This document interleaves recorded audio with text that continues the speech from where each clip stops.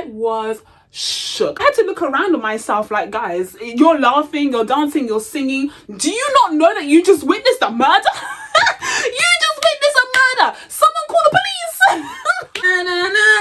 Let's go. Drake is not like us. Not like us. Drake is not like we.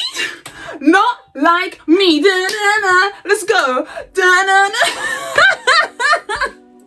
Hey guys, welcome to my channel. I hope you're all doing very well.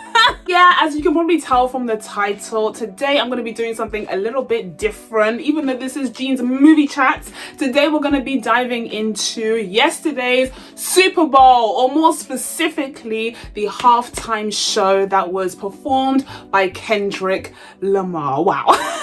What a week that gentleman has had. We are going to be diving into my thoughts, my reactions, some analysis, and some wider thoughts on all of this in today's video. So if that sounds fun to you, then stay tuned. And of course, if you haven't already, please be sure to subscribe to my channel and make sure you turn on your notifications so that you can be told when I upload next. But before we jump into the meat of the conversation, I do have a couple of disclaimers.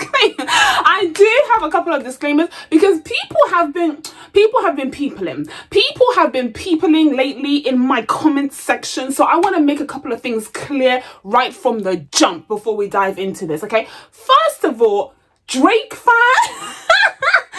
Drake fans, if there are any Drake fans in the building, please leave. Please exit stage left. Like, please go now. This is not a conversation for us to have. This is clearly not a conversation that you are ready for. I don't want to hear it.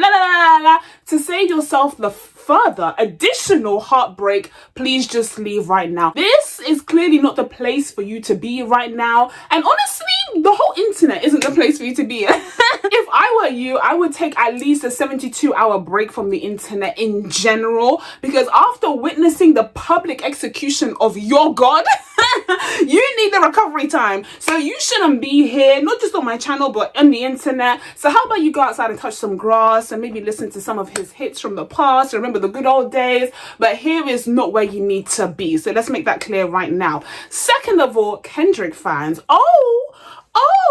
now this video is largely in favor of his performance, so let me just, put that out there from the beginning. But there will be some critical analysis, because I know people don't like to engage in such things these days. There will be some critical analysis. I am, of course, the queen of nuance, so I am going to be doing a couple of two-sided opinions and exploring those in this video. If you can't handle that as a Kendrick fan, if you're just looking for someone who's like, yeah, Kendrick did that thing, yeah, he blasted Drake, blah, blah, blah, blah, blah, blah, blah, blah, then you can literally go anywhere else. Like, you can literally go anywhere else. Just type in Kendrick Lamar halftime show and you will see a bunch of videos just like that. Like I said, I am more interested in the nuance. I am more interested in looking at things from different perspectives. So that's what we're going to be tapping into just a little bit today. And if that's problematic to you, then my friend, I'm afraid you're also not welcome here. Like, I don't want to hear it. So those are the two main disclaimers for today's video. But for those of you who are still left behind, hello there. Grab yourselves a snack. We're going to have a hell of a time. Let's dive into this discussion. So first of all, I want to start off by telling you guys a bit about my thoughts on Kendrick in general, because I don't want to sit here and act like I'm his biggest fan ever. I don't want to sit here and lie. I don't want to sit here and lie through my teeth, because I don't really listen to Kendrick like that. I'm not invested in his music. I'm not that familiar with his music, and so I can't sit here and be like, oh, I'm his biggest fan since whatever album. Do you know what I mean? Oh, this is really not my bag. But I was, of course, aware, tangentially aware of the beef that was going on in the year 2024 AD between Kendrick and Drake. Like, I did kind of follow on with the series of events that took place, and I was kind of like piquing my interest, like, huh, that's interesting. But I didn't really have any real investment in that beef because I'm not really a hip-hop girly. and I didn't really care about either side, to be honest. But similarly, I have been aware of Drake's downfall for quite some time now. I have been witnessing it from a distance, and so when Kendrick came out with this diss track, with several diss tracks talking about Drake and some serious allegations against him, I was like, oh yeah, that man is dead to me. Like, it's over, it's dead to me. I ain't even listening to One Dance anymore. Like, you are cut from the playlist, my friend. So I was very interested. I'm very happy to see Kendrick just kind of step on this guy even further and bury him in his own grave, because it seemed like he very much deserved it, especially based off of those allegations and what other people, especially women in the industry, have said about him. I was like, good riddance to that man. So then we fast forward through the release of Not Like Us. It was a bop, it was a jam, it was one of the songs of the summer, and that was confirmed just last week, literally just last week at the Grammys, where Kendrick took home not one, not two, no, five total Grammys. 5 total Grammys for this one song, a diss track no less against Drake. Drake, who has won 5 Grammys in his entire career. Kendrick was able to match that with one song, one diss track against him. Honestly, legendary status. Nothing but respect. That is insane. That is literally crazy to be able to do that. So I was watching the Grammys in shock. I was like, another one? Another one? Record and song? That's insane. So this kind of victory lap, it's the likes of which we've never seen. Like, it's crazy. And so I had nothing but respect. Even though I'm not the biggest fan of Kendrick and I didn't really care that much about this beef, I was just like, wow, like, this is crazy. And on Black History, oh, this is nuts. So Kendrick was having an excellent week. The start of the week was already looking up. He was going home with an arm full of Grammys, wearing his Canadian suit. I see what you did there, sir. So he was already all the way up in the clouds, but we all knew that it was about to get crazier. We all knew that this victory lap wasn't over, because Kendrick was going to be performing for the halftime show of the Super Bowl. Everyone was saying it. Everyone was like, oh my God, just you wait. Everyone was anticipating this performance. Everyone was like, if you thought the Grammys were bad, if you thought that it was bad enough that Kendrick went home with an armful of Grammys, not to mention, as he accepted his award, you have the whole room, some of the most powerful people in the music industry singing A minor in unison. If you thought that was bad, just wait until Sunday, because that's gonna happen all over again times a million, because the whole of America will be singing. The whole of America will be singing along on this global stage. So we were all waiting in high anticipation for this performance. So that's where my headspace was at going into the Super Bowl. And in terms of his performance itself, I have to say Kendrick absolutely delivered. Oh, yes, he did. Yes, I'm a fan. Oh, what can I say? I'm actually a fan of Mr. Lamar. He absolutely delivered on his Super Bowl performance. I thought it was an excellent hip-hop performance. And honestly, the other hip-hop boys need to take notes. The other hip-hop boys out there doing the bare minimum, mumbling into a mic, need to take notes from Mr. Lamar, because Mr. Lamar is actually a visionary. He's actually someone who has huge, interesting, intricate, creative ideas that is able to execute those ideas in his performances. Mind you, these ideas are so big and they're so existential. We'll discuss some of the meanings behind the performance in a second, but he was able to cram all of that in 12 minutes and make every single minute of that performance count. And honestly, I admire him for that alone. Not to mention, he had great stage presence. He was rapping his little ass off. Every single word on point, and apparently he was changing words as well. Not to mention censoring himself on live television. Like, all of that was really, really impressive. And doing a little bit of choreo, not too much, like it's not Beyonce levels, but just a little bit, hitting that choreo here and there. That was cute. So overall, I would say his performance was a huge success. I was really, really impressed with the way that it was carried out, both from conception but also execution. And I thought he brought something really special special to the table and to this global stage. And it was made all the more better when he brought out his frequent collaborator, SZA. I was so excited to see SZA, especially because I was hoping, that they would perform All the Stars, and they did. Oh, I love that song so much. It makes me feel so nostalgic for 2018, because 2018 was the last great year for Black people. 2018 was one of the greatest years for Black people in modern history, in terms of media, because that was the year that Black Panther came out. Yes, it was. And of course, that song was part of the soundtrack and it played at the end of the movie. And I just remember that feeling of watching Black Panther and just being overwhelmed by this pride of being a Black African woman, but also a Marvel fan. Like, I would just, it was just a time to be alive. Like, you really just had to be there, honestly. And so hearing that song again just put the biggest smile in my face, even though the world is hell now, even though everything is on fire, even though we are seconds away from doomsday and everything is somehow much worse than it was in 2018. But just hearing that song brought me back to that shining moment in Black pop culture where things felt like they were going to be okay. They weren't, but it felt like they were, you know? So I was really, really happy to see SZA. I enjoyed her performance of All the Stars, as well as Luther, which I'm less familiar with. I actually don't listen to a lot of SZA songs either. Judge me all you want, okay? We can go into the artists that I do listen to in another video, but for now I'm just keeping it a buck. I'm just keeping it real, okay? I'm not the biggest SZA fan.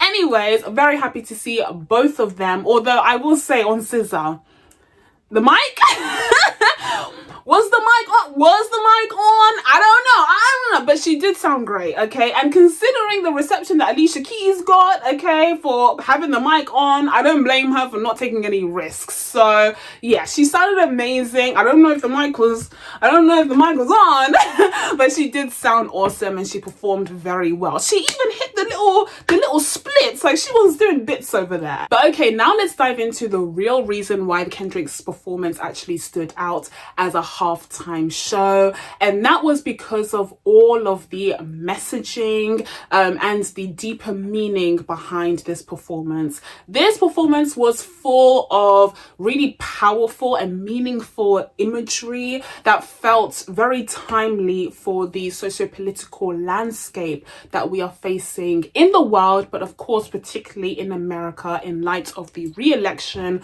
of, let's call him drunk. Let's call him Trunk. Whatever.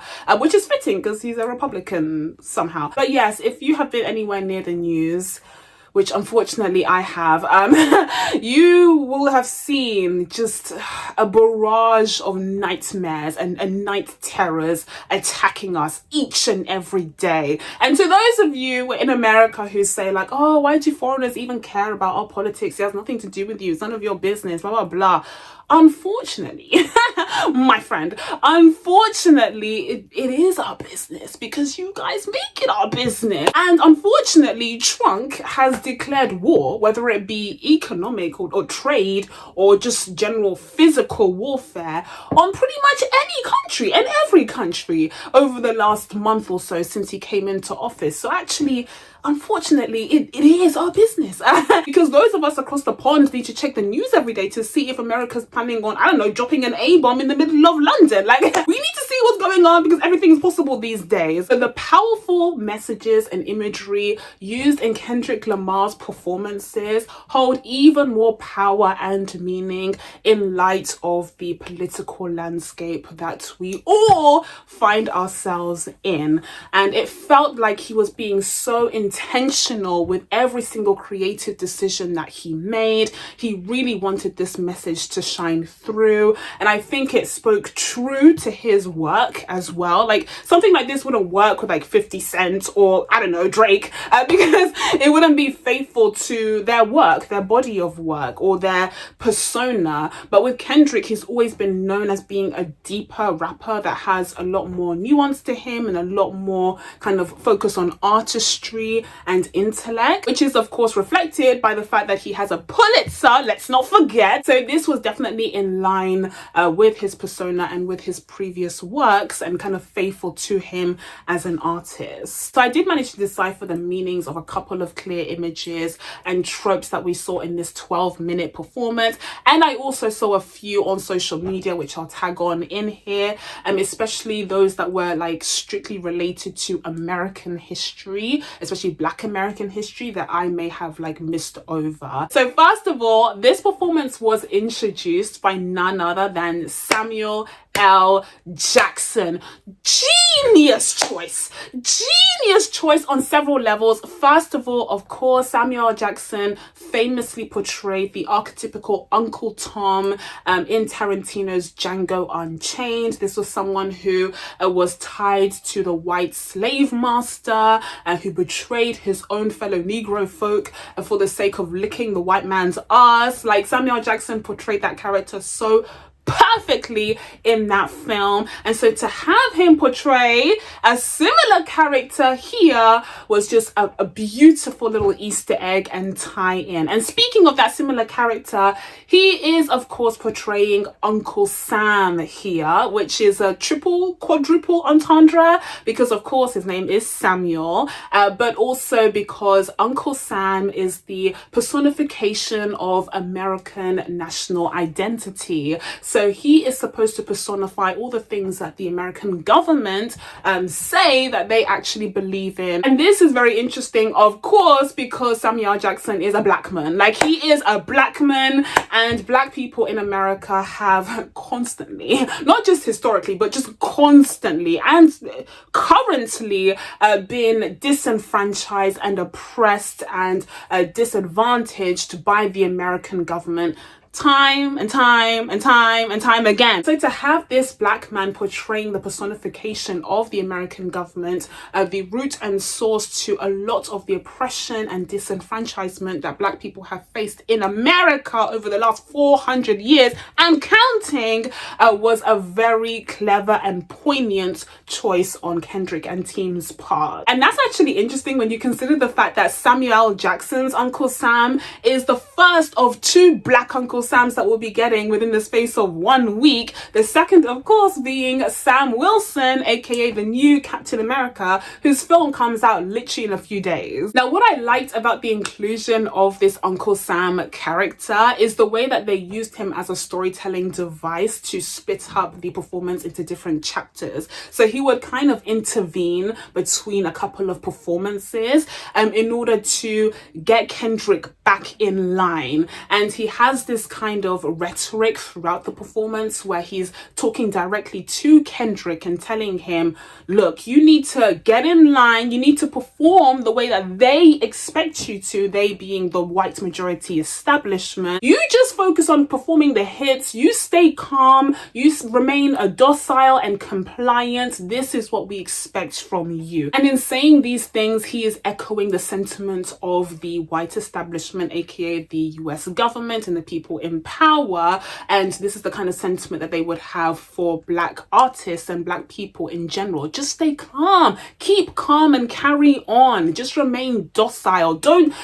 rock the boat too much. And that ties into the songs that Kendrick performs as well. In the beginning segment, he's performing some like new material or unreleased material. He's going out of the box just a little bit. But then Uncle Sam comes in and he's like, no, let's keep it together. Let's give the people what they want. But then at one point, Kendrick goes off script again, performing another song that's not in line with what Uncle Sam wants him to. And Uncle Sam is like, oh, that's gonna cost you a life, like very threateningly. And this is why only Samuel L. Jackson could do this, because he's an actor, okay? But he says, that's gonna cost you a life. And Kendrick falls back into line, performing the hits like Be Humble and All the Stars and all the songs that people want to hear. Meanwhile, he keeps teasing the big one. Like, he keeps ooh, maybe I'm gonna do, not like, ooh, those people like to sue, right? He keeps teasing us with the song that everyone wants to hear, but Uncle Sam doesn't want to hear none of that, until ultimately at the very end, just when the performance is almost over, Samuel L. Jackson comes back and he's like, well done,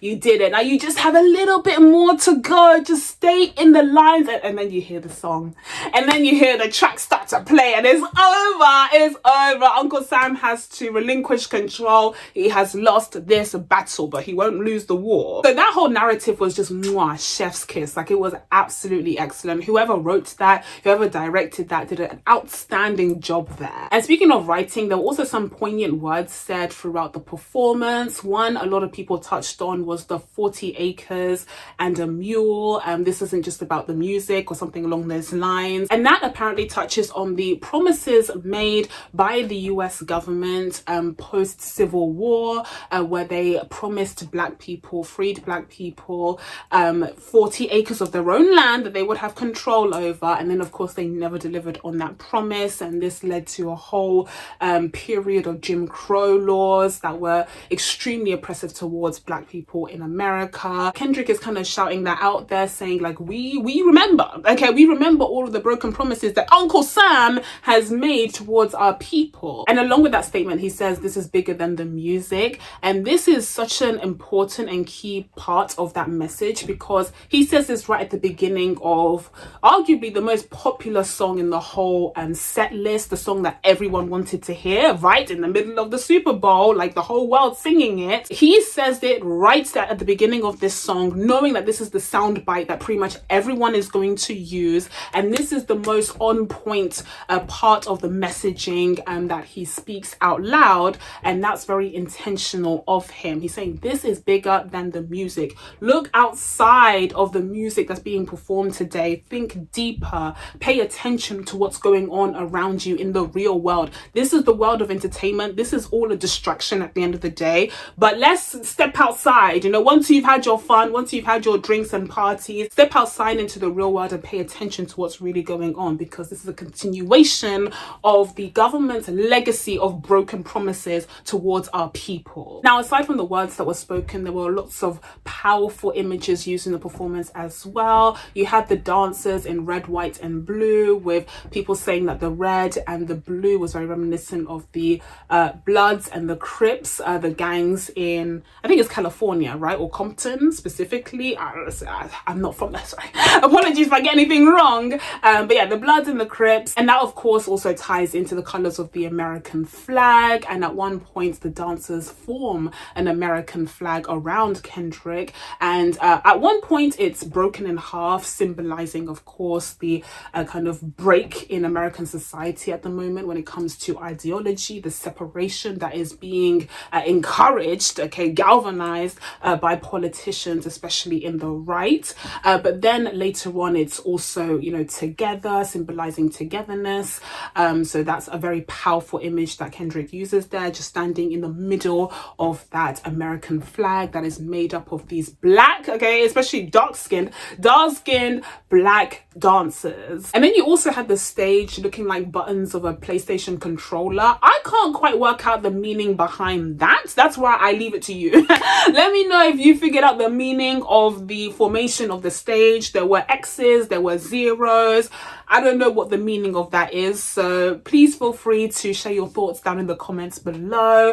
But there was a lot of really powerful imagery that spoke to the deeper messaging behind Kendrick's performance that I thought really elevated that performance and made it more than just a hip-hop performance, the likes of which we've seen in the past. And then there were of course a bunch of Easter eggs and a bunch of funny little moments that were more related to his beef with Drake. And one of the biggest ones of the night being of course the presence of Serena Williams.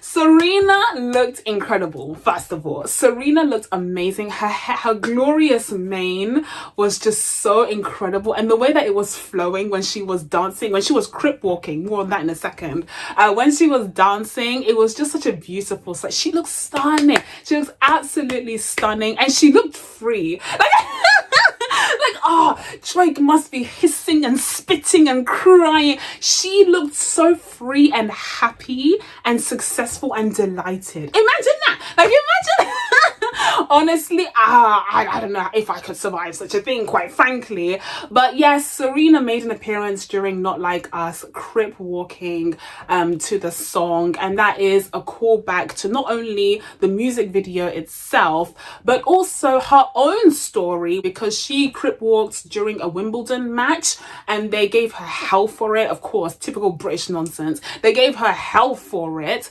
and so this was kind of like a vindication because she was able to do it on an even bigger sports stage, and she looked flawless while doing so, and she managed to get back at her ex. Yeah, apparently Serena used to date Drake. I did not know this. Again, I'm not really in the world, so I was not aware of this, but once I found out, I smiled. Oh.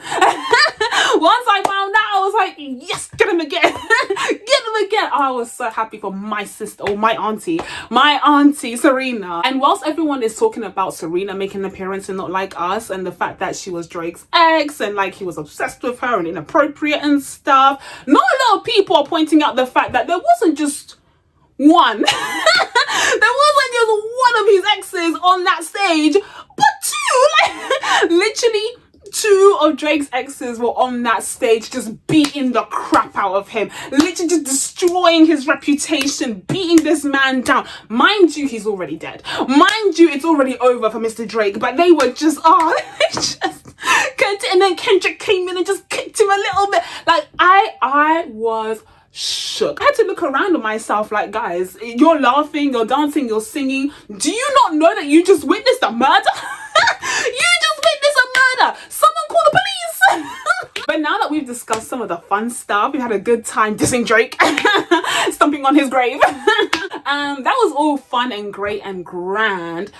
It's time to get a little bit more reflective. Let's introduce a little bit of nuance here, because a lot of people have been praising Kendrick and giving him a lot of credit for the powerful messaging that he included in his performance, and they see it as a sign of protest. You know, they see it as a way to protest and against the system, and to really drive change, and to make the desire for change palpable, especially in light of the fact that the audience included Trunk himself, okay? And whilst I agree with that to some extent, I just want to put it out there that we need to start managing our expectations when it comes to expecting celebrities to be the drivers of change, or even revolution.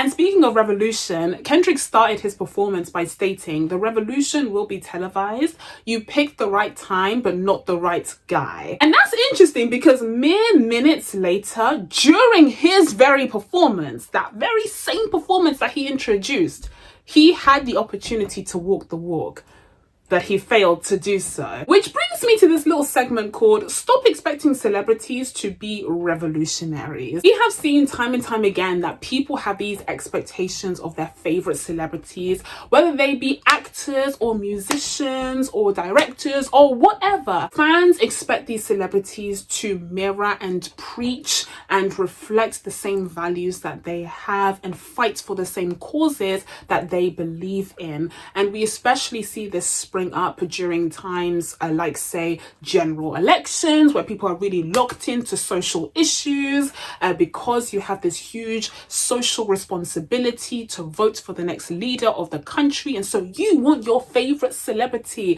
to chime in and put their point across, to use their platform for what you perceive to be the greater good. And oftentimes these celebrities fail to do so, or come short of what people want them to do. And why is that?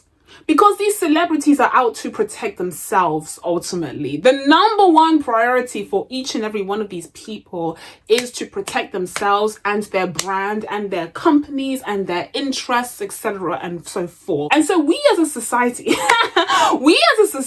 need to come correct and readjust the expectations of these celebrities, because otherwise they're going to disappoint you each and every time. We need to stop expecting these celebrities to be the drivers of revolution. Revolutions were never led by musicians or actors or dancers or even directors. Like, they just want. Revolutions were led by leaders, by political thinkers, by activists, by people who have dedicated their entire lives to a particular cause, who have done the reading. And I'm not just talking about getting a cheeky little bachelor's in English. I'm talking the proper reading, PhDs, okay? Literal PhDs, okay? Who are knowledgeable about a particular cause, who have dedicated their life, their adult lives to this cause, and they are fit to lead and are fit to speak out with authority in an informative way on a particular subject. These are the people that we need to become revolutionary leaders. And we have seen historically that it's the musicians and the actors and the entertainers that use their large platforms to galvanize their fan base and bring them towards a worthy cause. That is the role that they have played in the move towards revolution. They were not the leaders themselves. They followed someone who was more fit to lead, and they used their popularity and the love that people had for them in order to galvanize their audience towards that cause. That is the purpose that these celebrities are supposed to serve in a revolution. Stop expecting them to be the leaders of that revolution. You will be disappointed each and every time it happens. And the reason why I say this, going back to Kendrick's performance, is he had a chance to put his money where his mouth was, and he failed to do so. Now, to be fair, it was such an abrupt moment that it is likely that he probably didn't even see what was going on. He was so locked in on what was happening. But since then, he still had an opportunity to speak out. He still had an opportunity to say something about what happened, but he's failed to do so. He's not about it, at least not about this cause. And by the way, I got so passionate. I got so carried away. I forgot to even mention what I'm talking about. But it was, of course, one of the dancers during the performance who held up a Palestinian and South Sudanese flag in protest for the horrors that are happening in those respective parts of the world. He wanted to bring that to a global stage, and he succeeded in doing so. But he was quickly tackled to the ground, dragged out of the field, and it has since been announced that he will have a lifetime ban on all NFL events. So he won't be able to attend any other NFL events for his entire life because of the act of courageous protest that he did in the middle of that halftime show. One which could have been endorsed by this so-called revolutionary, but was not. So tell me now, what was the true act of protest? What was the true act of revolution? Someone performing an impressive and enjoyable set that was signed off and cleared by the higher ups in power, or someone who took a less kosher route in their act of protest and was immediately taken down, dragged through the field right out of the very last NFL event that they will ever attend for their entire life. Tell me which you think was the greater, more courageous act of protest here. Although I will say, to Kendrick's credit, he was right. The revolution was in fact televised,